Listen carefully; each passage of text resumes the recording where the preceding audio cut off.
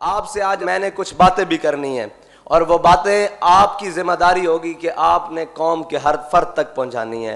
वो मेरी बातें इस कैमरा के जरिए या इस आवाज़ के जरिए जो रिकॉर्ड हो रही है, ये जहाँ तक पहुँचे, उनका काम है वो बातें पूरी कौम को जाके समझाएं। हाँ, अब हमने लच्छेदार तकरीरों में आके कश्मीर की तरह मसला भूल नहीं जाना। सिर्फ तकरीरें सुन के कि जनाब फलां जगह तकरीर हो गई, फलां जगह तकरीर हो गई, प्रोपेगेंडों में हमने नहीं आना।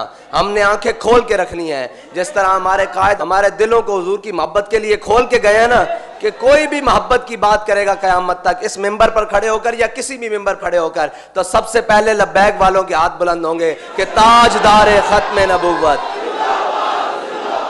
हमने तो ये देखना ही नहीं कि ये चेहरा और ये बुत कौन खड़ा है, हमने देखना है कि बात किन की कर रहा है। बात मालिकों की हो रही है या नहीं हो रही। जो हो रही है तो हमने ऐसे दोनों हाथ बुलंद कर लेने हैं, और अगर नहीं हो रही तो हमने उसको एक सबक सुनाना है कि उन्हें जाना, उन्हें माना, ना रखा गैर से काम।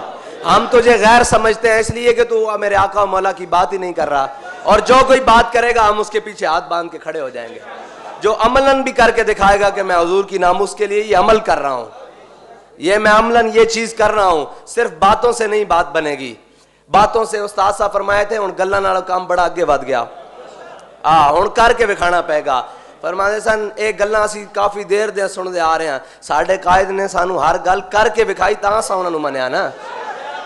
कोई एक सूत्र पिछे, कोई एक जनाब बाल बराबर पिछे हटण दी गल कीती होवे, बल्कि हर काम नू अगे वध के हुजूर दी मोहब्बत विच पेश कीता।